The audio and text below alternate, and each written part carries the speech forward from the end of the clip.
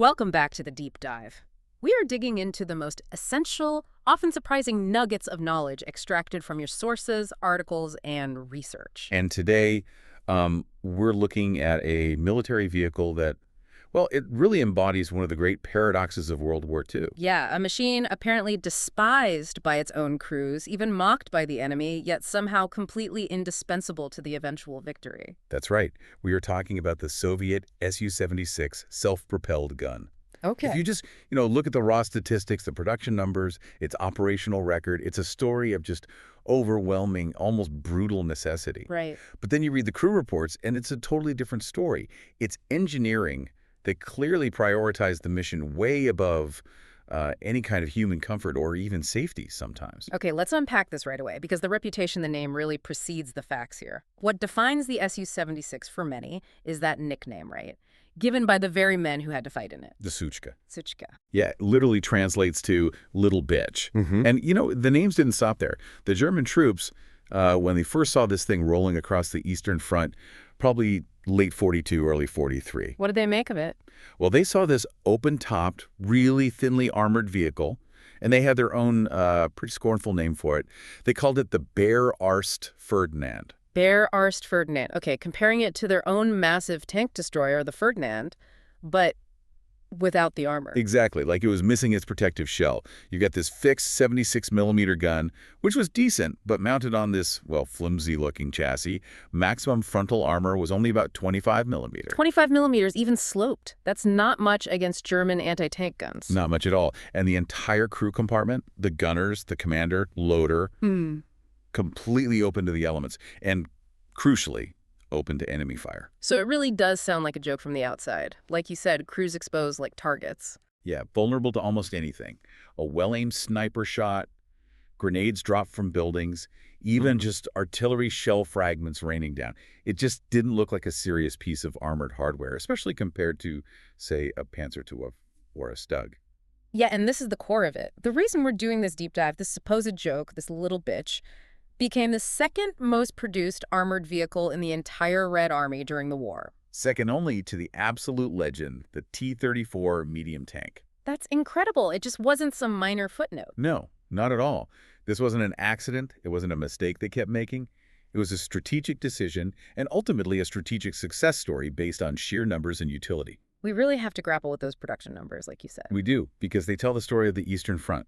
By the war's end, over 14,000 units, over 14,000 Su-76s had rolled off the production lines. 14,000? How does that compare, say, to the famous German tanks? Well, put it this way. 14,000 Su-76s is more than double the total production of all German Panther tanks. Double the Panthers. Wow. And it absolutely dwarfs the total production of all Tiger tanks, both Tigers Unit and Tiger II combined. They only made around, 350 Tigers in total? Maybe a bit more for the Tiger end, but the total is tiny in comparison. So volume. Sheer overwhelming volume was the Soviet counterpunch to German, perhaps, technological sophistication. That was a huge part of their strategy, yes. Quantity has a quality all its own, especially on a front as vast as the East. So our mission today, diving deep into the technical details, the battlefield doctrine, how they actually used this thing, and those grim crew reports, it's to understand how this vehicle, so criticized yet so massively produced, became utterly indispensable. Absolutely. It was everywhere in those final years. It really helped define the Soviet style of maneuver warfare in 44 and 45, supporting the infantry all the way to the Reichstag in Berlin. And for you, the listener, this isn't just, rivet-counting military history. No, the story of the Su-76 is a really profound case study. It's about industrial adaptation, about engineering triage when your back is against the wall. It hits that essential strategic lesson, doesn't it? That sometimes, maybe often, rapid, mass-produced good enough is actually the winning formula over slow, expensive engineering perfection. Exactly. It's a study in survival. Survival through pragmatic adaptation when time and resources are basically your biggest enemies. Let's jump right into that context then, the context of survival, because you really can't understand the Su-76 without understanding the absolute catastrophe that was Operation Barbarossa for the Soviet Union. The clock really starts ticking June 22nd, 1941, the day Hitler launched that massive invasion. And the initial shock, the speed and scale of the German advance, it was just beyond anything the Soviets had planned for, wasn't it? Completely. The sources we looked at paint an absolutely grim picture. The Red Army was just hemorrhaging tanks, losing them at an unimaginable rate. We're not talking small numbers here. No, no. Not losing a few hundred here or there. We're talking about entire armored divisions being encircled, wiped out, destroyed by German Panzer spearheads, Right. by relentless Luftwaffe attacks. In those first 6 months alone, Soviet tank losses were estimated at over 20,000. 20,000 tanks. Just gone. Gone. And it wasn't just the machines. They lost their best, most experienced tank crews in those initial disasters.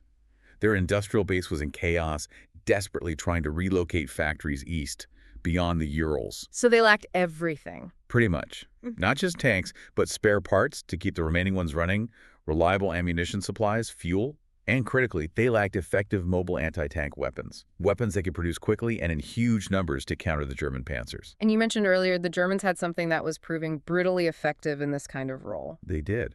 The Sturmgeschütz III. The Stug III. The assault gun. Exactly. The Stug really demonstrated the strategic value of that concept. The turretless assault gun. You mount the main gun directly in the hull, usually in a fixed casemate. Which makes it lower profile, harder to hit. And cheaper and faster to produce than a conventional tank with a complex turret mechanism. And the Stug III was proving incredibly effective, particularly in ambush roles and providing infantry support. It was this potent mix of, well, relatively low cost and high lethality. So the Soviets saw this working for the Germans and thought, we need something like that. Pretty much. The leadership understood they needed an immediate high-volume counter, but the key constraint, the absolute driver, was volume. They needed a tank killer. They needed an infantry support vehicle now, not in 2 years after some complex development program. Time was the enemy. Absolutely. And that desperation, it finally solidified into an urgent directive from the very top, the State Defense Committee, in November 1942. Okay, so late 42, what was the order? The order was blunt. Yeah. Design and build infantry support self-propelled guns immediately. Immediately. There was simply no time for careful, methodical R&D. And the core instruction, the one that really shaped the whole Su-76 story, Was explicit. Use existing components. Don't invent anything new if you can possibly avoid it. Adapt. Improvise. Survive. Use what you already have sitting around. Okay, so what did they have sitting around that could form the basis for this new vehicle? Well, that brings us to the donor vehicle. The chassis they chose was from the T-70 light tank. The T-70, and now by 1942, wasn't that tank already kind of obsolete? Oh, completely. Yeah. Yeah. By late 42, the T-70 was seriously outclassed. Its little 45mm gun couldn't reliably penetrate the armor of the newer German tanks like the Panzer V TG or the upcoming Panther, and its own armor was paper thin.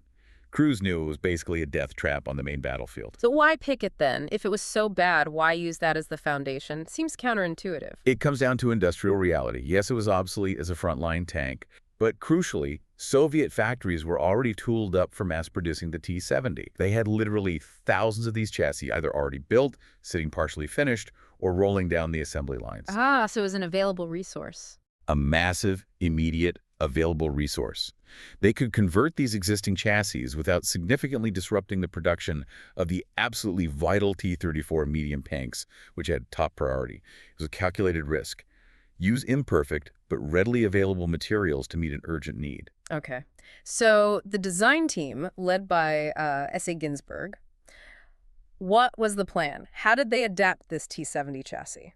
The concept was driven by pure necessity, really elegant in its simplicity. They took the T-70 chassis, lengthened it slightly. They had to add one extra road wheel on each side to handle the extra weight and the recoil of the bigger gun. Right. Then they just ripped off the T-70 small, useless turret, and in its place they bolted on a simple, fixed, lightly armored gun casemate to house the main weapon. And the weapon itself, what did they choose, sticking to the use existing components rule? They went for the absolute workhorse of the Red Army artillery, the ZIS-3 76mm divisional field gun. ZIS-3, that gun was everywhere, wasn't it? Everywhere. It was arguably the most numerous, most standardized piece of field artillery the Soviets had.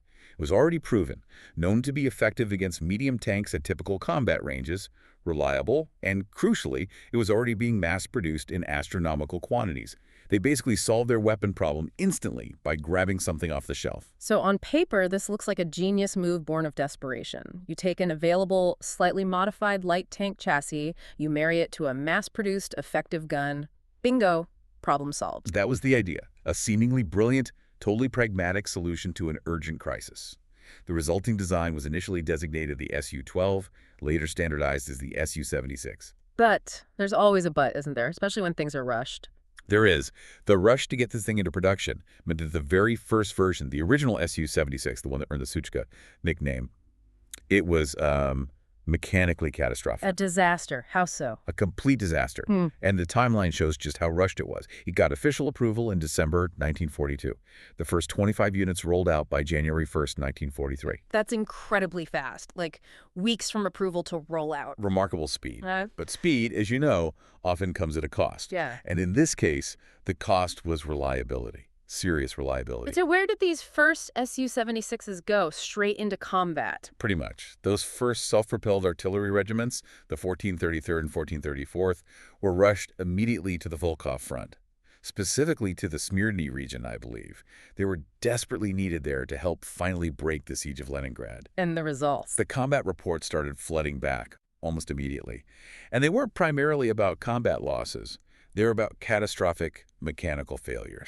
The sources we have detail a fundamental, really fatal design flaw. It was deep within the powertrain. It had nothing to do with the gun or even the thin armor, really, but it had everything to do with how they tried to power the vehicle. Okay, let's dive into that mechanical nightmare, because this seems to be the core reason the crews hated it so much, why it got that name. It is.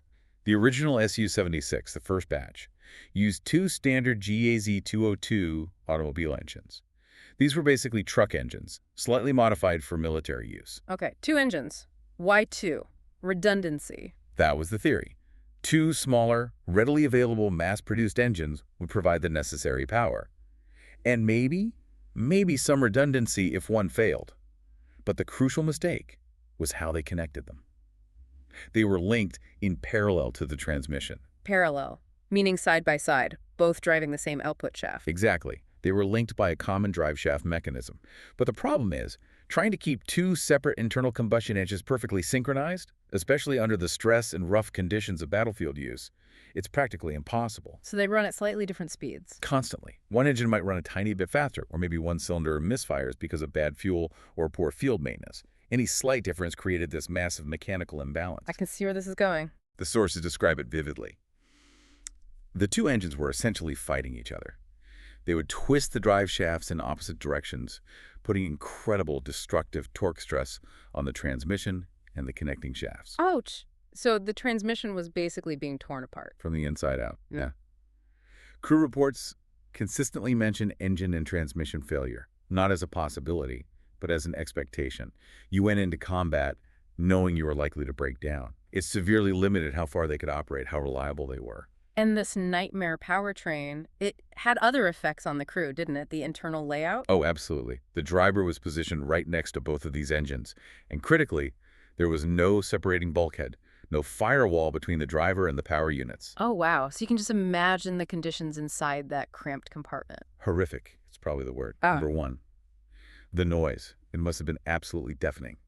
Makes communication between the driver and the gunner or commander almost impossible without shouting, severely slowing down reaction times in combat. And the heat. Unbearable. Two engines running flat out right next to you, especially in summer. It led to constant crew fatigue, heat exhaustion, and also contributed to the engines themselves overheating constantly. Okay, noise, heat. What else? Vibration. The sources really emphasize this. The vibration from these two unsynchronized engines fighting each other was apparently so intense that components didn't just wear down over time, they literally shook themselves apart. Seriously? Yeah. Bolts would loosen, electrical connections would fracture, engine mounts could fail. You were almost guaranteed to break down, either before you even got to the fight or worse, right in the middle of it. Okay, now I understand the nickname. Unreliable, noisy, hot, shaky, combined with thin armor and being exposed on top. Exactly. That combination of mechanical unreliability and vulnerability is why the crews gave it that brutal moniker. Suchka, the little bitch. It wasn't just dislike, it was bordering on hatred. And the high command, they must have heard these complaints loud and clear. They did. The complaints pouring in from the field were swift, numerous, and overwhelmingly negative. And crucially, they focused on the operational failures, the breakdowns, not just combat losses.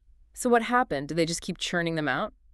No, and this is quite remarkable. By March 1943, so Only about 3 months after the first ones rolled out, after only around 560 of these original Su-76s had been produced, the State Defense Committee made a truly radical decision.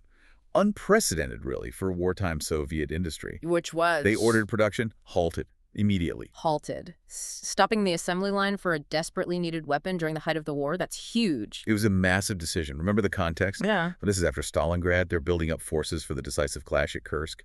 To deliberately stop manufacturing any kind of armored vehicle, especially one meant to fill such a critical gap, it speaks volumes about just how bad the initial Su-76 really was. How did the Germans react to this? They must have seen it as proof of Soviet incompetence. Oh, undoubtedly.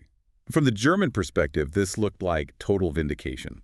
Confirmation that Soviet engineering was shoddy, their equipment rushed, and basically garbage. It fit their narrative perfectly. But that perception, it didn't last, did it? The Soviets didn't just give up on the concept. Not at all. That initial, very public failure just forced the issue. The engineers, specifically N.A. Astrov and A.A. Lipgard back in the GAZ factory, they went straight back to the drawing board. They knew the basic idea. A light, mobile SPG with the ZIS-3 was sound. The execution of the powertrain was the killer flaw. So they were determined to fix it. The pressure must have been immense. Absolutely enormous. They had to redeem the design, and they had to do it fast. And the solution they came up with, it's actually quite elegant, isn't it? A beautiful piece of practical engineering. It really is. They completely abandoned that disastrous parallel engine setup. So what did they do instead? They fundamentally redesigned the entire layout of the powertrain. Instead of mounting the two GAZ engines side by side fighting each other, they mounted them in tandem. Tandem, meaning one engine directly behind the other. Exactly. One behind the other, both located on the right-hand side of the vehicle's hull. And how did that change things mechanically? It changed everything. This simple physical rearrangement, moving from competing parallel drive shafts to a sequential unified arrangement, it created a single coherent powertrain. It was vastly more reliable. Ah, so it solved those core problems. The twisting forces, the vibration, the mechanical imbalance. Completely. The tandem setup resolved the issues that had plagued and ultimately killed the original Su-76. It was an incredible leap forward in reliability. And achieved, crucially, not by inventing some complex new engine or transmission, but just by rearranging existing proven components in a smarter way. Precisely. That's the elegance. The redesigned model, which became known as the Su-76M, the M, standing for modernized, solved the mechanical nightmare while still allowing for the rapid mass production the Soviets desperately needed. Okay, so the Su-76M is the reliable version. But you mentioned it took time to retool the factories for this new tandem layout. What did they do in the meantime? They still needed SPGs now. Right, and this is where we see that extreme Soviet battlefield pragmatism again. They couldn't just wait months for the Su-76M to start rolling out in large numbers. So they didn't wait. They took captured German tanks, mostly Panzer IIIs and Stug the Sirs, that they had recovered in huge numbers, especially after the Battle of Stalingrad. Captured German chassis. Over 1,200 of them, according to the sources. They stripped off the original German guns and superstructure, and then they mounted their own proven ZIS-3 76mm gun in a new, simple, Soviet-built casemate on top of these captured German chassis. Wow. So they created a hybrid vehicle, German running gear, Soviet gun. Essentially, yes. They designated it the Su-76I. The I stood for Inostrany, meaning foreign. That is the absolute definition of use whatever's on hand, isn't it? Yeah. But wouldn't that be a logistical nightmare, maintaining vehicles with German engines, German suspensions, German tracks? Oh, it was definitely an operational headache for the mechanics, no doubt about it. Relying on captured spare parts is never ideal, but it was a necessary headache. It was a stopgap measure to plug that critical anti-tank and infantry support gap during the crucial months of mid-1943, while the factories were switching over to the Su-76M. So these Su-76, they actually saw combat. They did. They served actively for over a year, particularly prominent during the Battle of Kursk, actually. They helped prove the overall combat value of having that 76mm gun in a mobile, self-propelled chassis, buying time for the superior domestic design, the Su-76M, to arrive in force. Okay, let's get back to that Su-76M, the definitive version.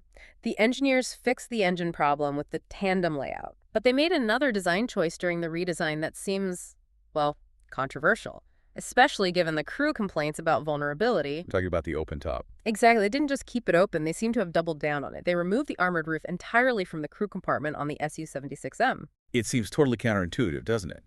Why make the crew even more exposed? when that was one of the main things they hated about the original. Yeah, what was the thinking there?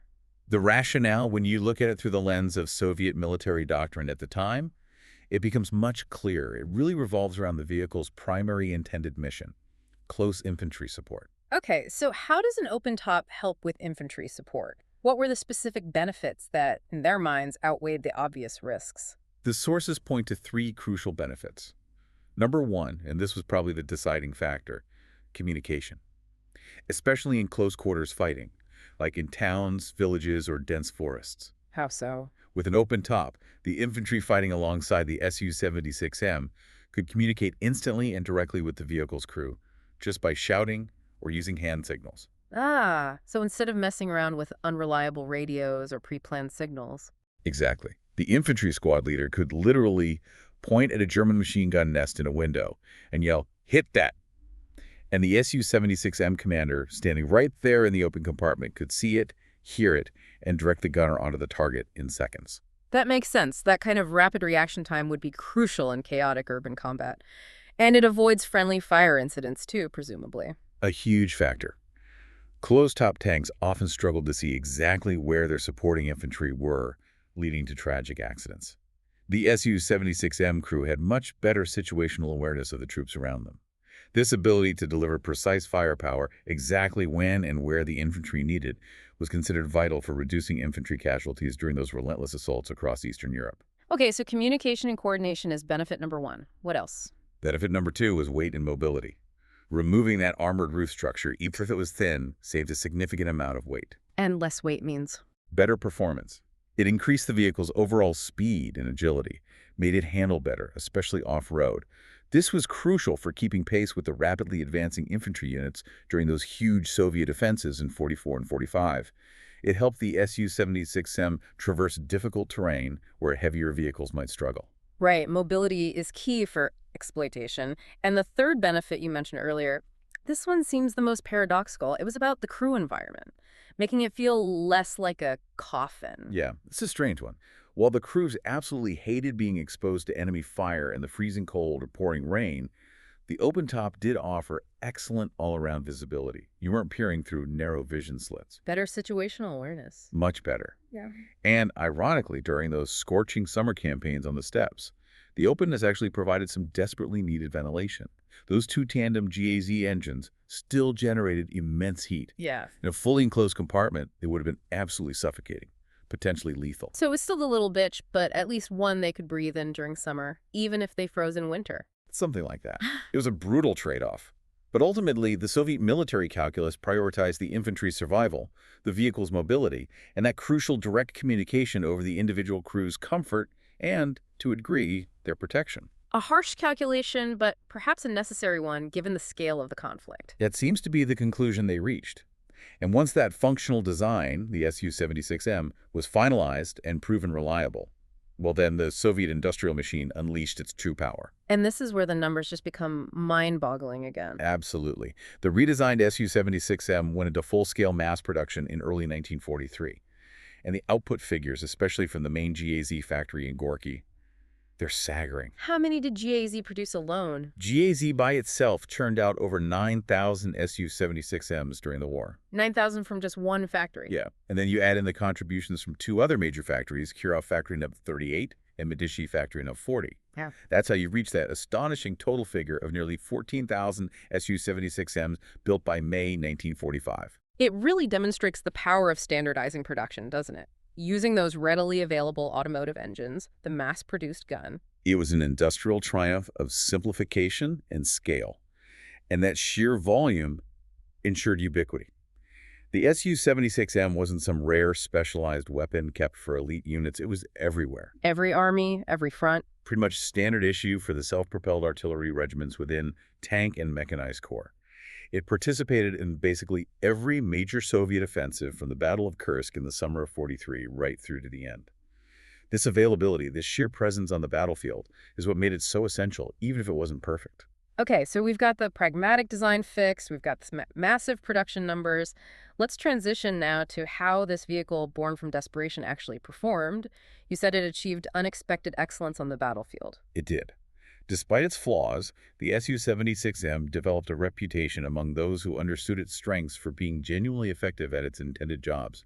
And those strengths were really rooted in stealth, mobility, and remarkable adaptability. Let's start with stealth. How could this open-topped vehicle be stealthy? Well, stealth is relative in tank warfare, obviously, but its low profile was a major advantage. It was physically much shorter than most tanks, making it easier to hide behind terrain features, buildings, or even just tall grass. Easier to conceal for ambushes. Exactly. And crucially, that unified tandem powertrain, while still noisy, was apparently significantly quieter than the original parallel setup, and perhaps quieter than some larger tank engines. This combination of low silhouette and relatively lower noise signature made it harder for the enemy to detect, especially at medium to long ranges, until it opened fire. That was critical for its anti-tank role. Okay, stealth. What about mobility? You mentioned its weight advantage earlier. Yes, and its terrain mastery. This became a really decisive factor, especially in the campaigns of 1944. The Su-76M had wide tracks, inherited from the T-70, and combined with its relatively lightweight, it had very low ground pressure. Meaning it didn't sink into soft ground as easily. Precisely. It could traverse difficult, boggy, or unpaved ground that often stopped heavier German tanks, and sometimes even the Soviets' own T-34s. We looked at sources mentioning its performance during Operation Bagration, the huge offensive in Belarus in summer '44. That area is known for marshes and forests. Right, and the Su-76M really shone there. The sources confirm it. That offensive required crossing vast areas of the Pripyat marshes and dense forests. The heavier tanks, both German and Soviet, often got bogged down in the deep mud. Their higher ground pressure was a killer.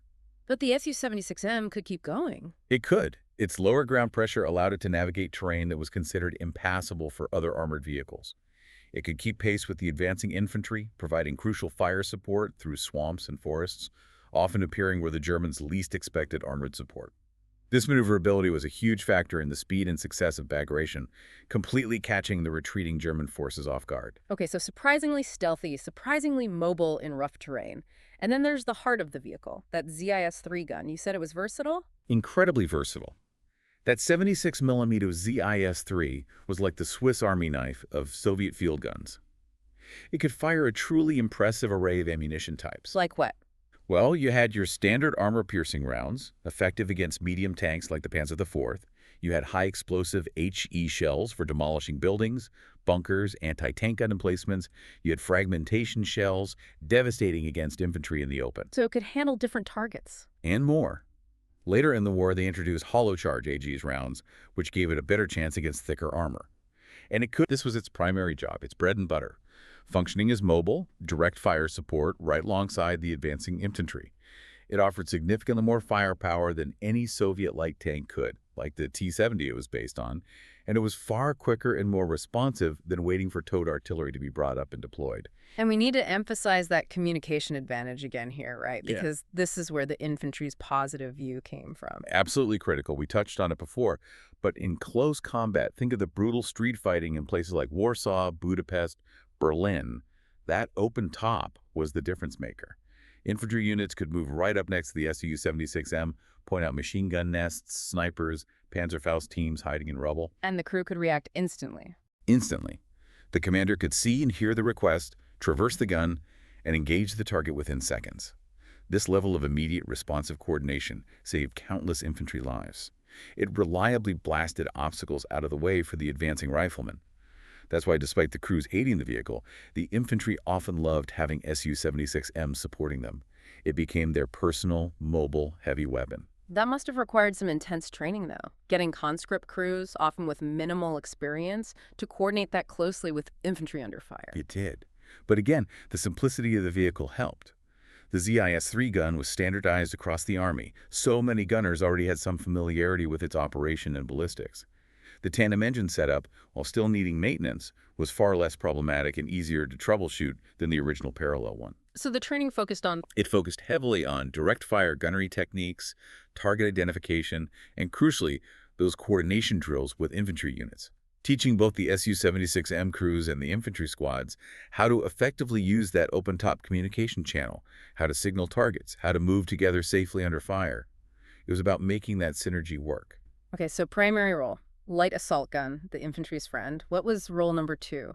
This sounds like where the bitch bites back idea comes in. Role 2, mobile anti-tank weapon, the tank destroyer role. But it wasn't heavily armored. How did it function as a tank destroyer? Through smart tactics, it absolutely relied on ambush. Frontal assaults against German tanks were generally suicidal and avoided. Its strengths were its low profile for concealment and its relatively quiet approach. So hit-and-run tactics. Precisely. The standard doctrine was find good cover, a tree line, the ruins of a building, a prepared hold-down position, wait patiently, using camouflage, until the enemy armor entered the pre-selected kill zone, ideally exposing their weaker side or rear armor. Then strike fast, fire several rounds, and immediately relocate to a new position before the enemy could react effectively or call in artillery. And you mentioned its rate of fire was a key part of this. A huge part. The ZIS-3 gun, being a field gun originally, was designed for rapid loading and firing. A well-trained Su-76M crew could achieve a rate of fire of, say, 5 or even 6 rounds per minute for short bursts. That's pretty fast. Very fast for a vehicle of its type. If they caught a German medium tank like a Panzer IV or even an early Panther sight on at, say, 500 meters, that first quick volley of multiple shots gave the German crew virtually no time to identify the threat, traverse their turret, and return accurate fire.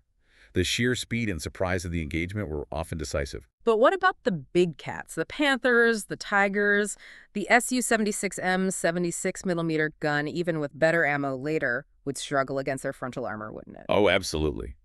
Engaging a Tiger Eye or later Panther frontally was extremely dangerous, often futile. The sources are very clear on this. It was a nightmare scenario for Su-76M crews. So what was the doctrine? What were they trained to do? The Soviet manual specifically instructed Su-76M crews facing heavy tanks to prioritize tactical disruptive shots rather than necessarily going for the kill shot unless they had a clear flank or rear opportunity. Meaning? Aim for the tracks first. Immobilize the Tiger or Panther.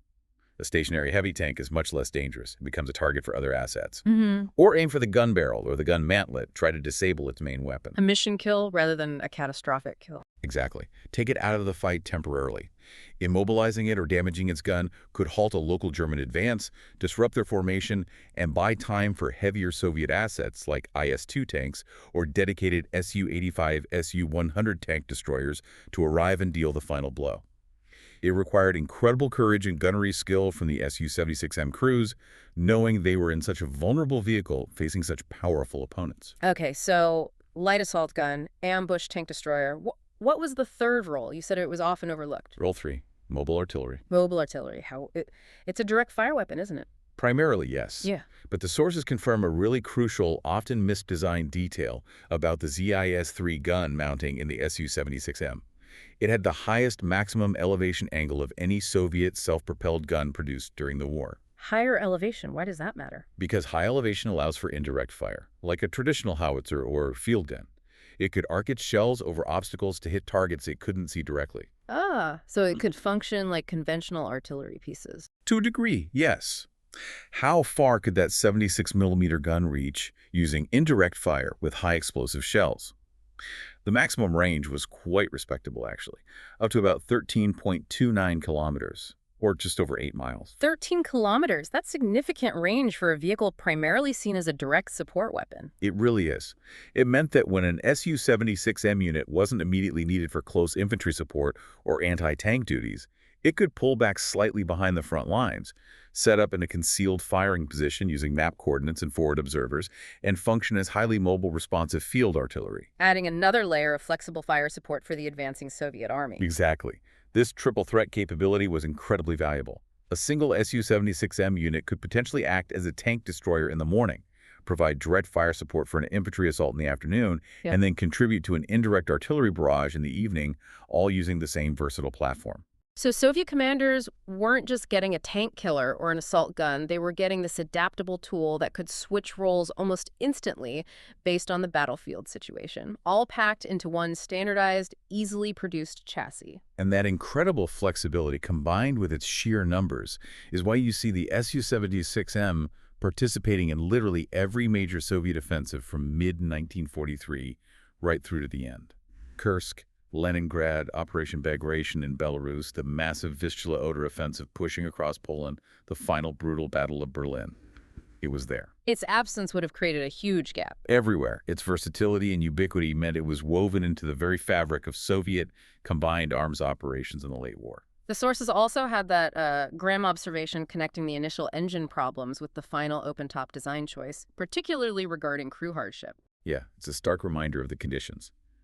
Those tandem GAZ engines, while much more reliable than the parallel setup, still ran incredibly hot. So the open top, which made crews so vulnerable to shrapnel and snipers, actually offered some essential ventilation during the scorching summer offensives of '44 across Ukraine and Poland.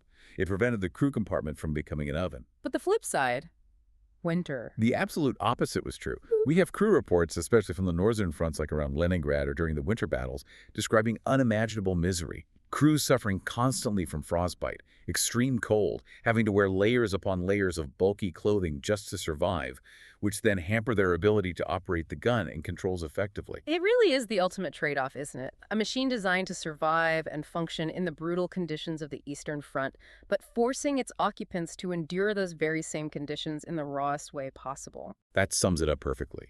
Yet despite the hardship, despite the flaws, the vehicle that started as this desperate, deeply flawed stopgap measure, the Su-76M version, became a reliable, essential mainstay of the Red Army. It got the job done. It did. Su-76M regiments consistently achieved their objectives. They're relatively easy to repair in the field, thanks to those simple automotive components. They survived battle damage that might have destroyed more complex vehicles, got patched up, and returned to fight again.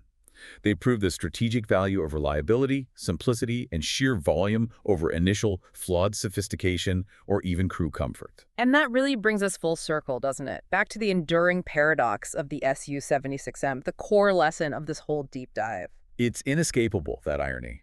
On the one hand, the crews never stopped calling it the little bitch. We have diaries, memoirs, official reports filled with complaints about the physical hardship, the freezing cold, the blistering heat, the constant rain or snow. And overlaying all of that, the psychological stress of knowing you were sitting completely exposed in combat. Their individual safety and comfort were objectively sacrificed. Deliberately sacrificed, yes. But on the other hand, you have the perspective of the infantry, the soldiers whose lives were saved day after day by the Su-76M's rapid, responsive, and highly visible fire support. And in the Soviet military philosophy of the time, which perspective carried more weight? The infantry's perspective.